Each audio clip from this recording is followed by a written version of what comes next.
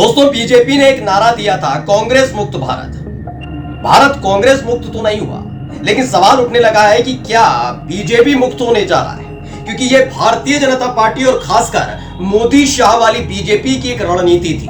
परिवार तोड़ो, पार्टी तोड़ो, सांसद तोड़ो, विधायक तोड़ो और पार्टी को पूरी तरह से नस्तानाबूद करके अपनी अपनी सरकारें अलग अलग राज्यों में बनाना। यही काम 2014 के बाद अलग अलग राज्यों में होता रहा है दोस्तों। लेकिन अब देखिए, जिस बीजेपी की पहचान आरएसएस से हुआ करती थी, वही आरएसएस और बीजेपी आमने सामने आ गई। मैं बात ऐसे ही नहीं कह रहा, खुले तौर पर आज आपको दिखाने जा रहा हूं। पहले जेपी नड्डा ने साफ साफ ऐलान किया कि इस दौर की बीजेपी को आरएसएस की कोई जरूरत नहीं है। अटल बिहारी वाजपेयी के वक्त जरूर बीजेपी को आरएसएस की जरूरत होती होगी, लेकिन आज हम अकेले सक्षम हैं, बिना आरएसएस के आगे बढ़ सकते हैं। ये बात इतनी चुभी है मोहन भागवत को, यानी आरएसएस के सर संघचालक को, कि उन्होंने आगे आकर बीजेपी नहीं बल्कि कांग्रेस की तारीफ की है। जो बात बीजेपी के नेता कहते हैं कि कांग्रेस देश तोड़ती है, कांग्रेस ने कुछ नहीं किया, आरएसएस प्रमुख मोहन भागवत ने अपने बयान में साफ साफ बता दिया है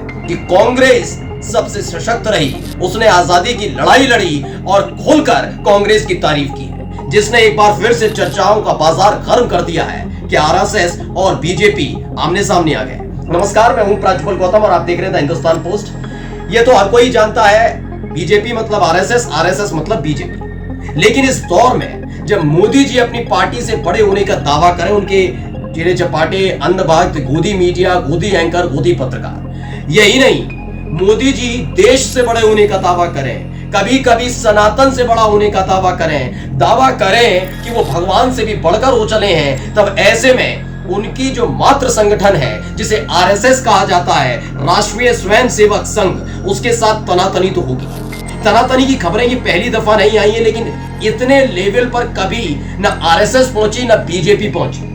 जरूर ये खबरें निकलकर सामने आती रही कि मोदी आरएसएस की बात को नहीं सुनते और आरएसएस इस बात को लेकर मोदी से खफा है, लेकिन सब चीजों को शांत कर लिया गया। सब कुछ अंदर खाने हो रहा है। अब हर कोई बेचैन हो उठा है कि आखिरकार मोहन भागवत को ये क्या हो गया कि उन्होंने बीजेपी के नेताओं की नहीं, जनसंघ की नहीं, बल्कि कांग्रेस की तारीफ की है कि आज जो हम आजाद हुए हैं वो कांग्रेस की देन है। कांग्रेस का आंदोलन, कांग्रेस के नेताओं का संघर्ष, जिसे बीजेपी के नेता कोसते रहे, जिनके बारे में अंट-शंट बयान नीचे से लेकर ऊपर तक के बीजेपी के नेता देते रहे, वो अचानक से उसी पार्टी के मात्र संगठन आरएसएस के प्रमुख मोहन भागवत ने खुले तौर पर अपने ही नेताओं के बयान को खारिज कैसे कर दिया है। कैसे उनके एक बयान ने बता दिया कि बीजेपी के नेता अव्वल दर्जे के झूठे हैं, वो झूठ परोसते हैं लोगों के सामने। ये सब हुआ कैसे? पहले दिग्विजय सिंह का एक ट्वीट दिखा रहा हूं, उन्होंने इसे ट्वीट किया है।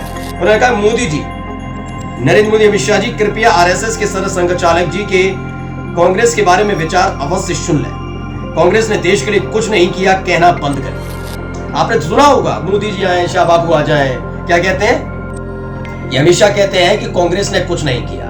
वीर सावरकर के नाम पर इनका कोई अपना कोई एजेंडा, कोई अपना एक ऐसा व्यक्तित्व, एक शख्सियत नहीं था जिसने आजादी की लड़ाई में योगदान दिया। और ये सबसे बड़ी कमी बीजेपी की है और बीजेपी इसी बात से घिरी हुई थी। लेकिन कभी सोचा नहीं होगा भारतीय जनता पार्टी ने और खासकर मोदी शाह ने कि राहुल गांधी नहीं, सोनिया गांधी नहीं, प्रियंका गांधी नहीं, अखिलेश यादव नहीं, ममता बनर्जी नहीं, एमके स्टैलिन नहीं, बल्कि उनकी अपनी पार्टी की मात्र संगठन यानी आरएसएस के प्रमुख उनकी पोल खोलते हैं। और देखिए, उन्होंने खुले तौर पर कांग्रेस की वाहवाही की है। हुआ क्यों है, अब मैं आपको समझाता हूं। ये एक दिन में नहीं हुआ है, ये तकरीबन 3-4, यानी 2019 में जब सरकार दोबारा बनी थी, उसके बाद से कई चीजें निकलकर सामने आई थी, जिसमें ये दावा किया जा रहा था कि आरएसएस और भारतीय जनता पार्टी जो मौजूदा तौर पर मोदी शाह के कंट्रोल पर चल रही है, वो उसमें तनातनी के आसार है, मतलब तनातनी हो चली है। दावा किया जाने लगा कि भारतीय जनता पार्टी संगठन के नाम पर आरएसएस का इस्तेमाल करती रही, उनके कार्यकर्ताओं का इस्तेमाल करती रही और उसके आधार पर चुनाव जीतती रही। लेकिन आरएसएस की जो नीति रीति रही है, जिससे निकलकर बीजेपी बनी है, उस बीजेपी ने आरएसएस को दरकिनार कर दिया है। ये तनातनी की खबरें 2019 के लोकसभा चुनाव के फौरन बाद आई थी, जब दूसरी बार प्रधानमंत्री बने थे नरेंद्र मोदी। लेकिन उन खबरों को उस वक्त दबा दिया गया था, क्योंकि उस वक्त जो है ना, सारे गोदी एंकर, गोदी पत्रकार से वाहवाही कर रहे थे, चाणक्य के तौर पर अमित शाह की और तारीफ कर रहे थे मोदी जी की आंधी। लेकिन अब खुलेआम आया, क्यों हुआ ये सब? मोहन भागवत के लिए कहा जाता है वो बयान ऐसे ही नहीं कि आए पोडियम पर खड़े हुए और बोल दिए। इसके पीछे की असली वजह मैं अब आपको दिखाने जा रहा हूं। पहले दैनिक भास्कर की इस खबर को पढ़िएगा, ये बहुत महत्वपूर्ण खबर है। और ये 3 दिन पहले बयान दिया गया था और उसके यानी 20 से 21 तारीख को एक बयान दिया गया और उसके बाद हाव भाव आरएसएस के भी बदल गए हैं बीजेपी को लेकर। क्या लिखा है दैनिक भास्कर ने? नड्डा बोले, पहले आरएसएस की जरूरत थी, आज बीजेपी सक्षम, अब भाजपा अपने आप को चलाती है, काशी मथुरा में मंदिर का कोई प्लान नहीं। यानी आरएसएस जिस रीति नीति पर चल रही थी उसको दरकिनार किया गया। और क्यों किया गया मैं भी नड्डा के पीछे भी मजबूरी बता दूं। दरअसल ये नड्डा का बयान नहीं है, मोदी और शाह की तरफ से दिया गया संदेश था कि आप राष्ट्रीय अध्यक्ष हैं, इस तरह के बयान दीजिए। क्योंकि पहले, दूसरे, तीसरे, चौथे, पांचवें यानी 21 तारीख को जब ये बयान दिया गया तब तक 5 चरण के चुनाव हो चुके थे। इन 5 चरणों के चुनाव में समझ गए कि ये बार बार हिंदू मुस्लिम मंदिर मस्जिद करने से बीजेपी का बेड़ा गर्क हुआ है। 400 पार तो कभी होता ही नहीं, लेकिन हाँ कम से कम सरकार बनाने वाले नंबर आ सकते थे अगर हम मुद्दों पर बात करते, विकास पर बात करते। लेकिन बेड़ा कर किया खुद मोदी के बयानों ने। मंगलसूत्र, ये घुसपैठिए, ज्यादा बच्चे पैदा करने वाले, कांग्रेस मुसलमानों को हिंदू भाई बहनों की जमीन जायदाद सोना चांदी सब दे देगी, पाकिस्तान, ये सारी की सारी चीजें जब मोदी ने करनी शुरू की उसके बाद बेड़ा गर्क होना शुरू हुआ। 5 चरणों में हालत क्या है आप समझ गए। उसके बाद तो मोदी जी भी आ गए थे कि मैं तो पड़ोस में जाता था, ईद मनाता था, मुसलमानों के साथ रहता था, तमाम बातें कर रहे हैं, गजा में युद्ध रुकवा रहे हैं। तो उसी के तहत ये जेपी नड्डा से बयान दिलवाया गया था। क्या था? उन्होंने कहा काशी मथुरा में कोई भी प्लान नहीं है मंदिर बनाने का, मंदिर का कोई प्लान नहीं है ऐसा कोई। सोचिए इन्हें आगे आकर कहना था जिससे मुसलमान खुश हो, लेकिन एक बयान इनके बड़बोलेपन ने फजीयत करा दी आरएसएस की वजह से।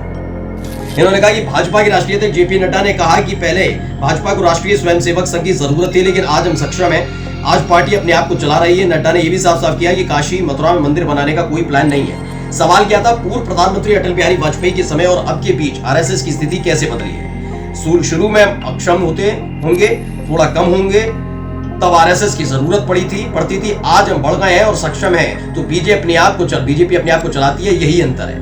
मतलब इन्होंने कह दिया किसी की जरूरत नहीं है हमें आरएसएस की। और इसी का ये बयान जैसे ही बीजेपी प्रमुख यानी ये राष्ट्रीय अध्यक्ष जेपी नड्डा का निकलकर सामने आया, ये समझ गए थे आरएसएस प्रमुख मोहन भागवत, ये बयान नड्डा का नहीं है, ये बयान मोदी और शाह की तरफ से दिलवाया गया है। और जैसे ही हुआ माना जा रहा है तलवारें खिंच गई हैं, और ये तलवारें अगर खिंची तो 2 चरण में आरएसएस अगर हाथ हटाती है बीजेपी से तो बेड़ा गर्क हो सकता है। नमस्कार।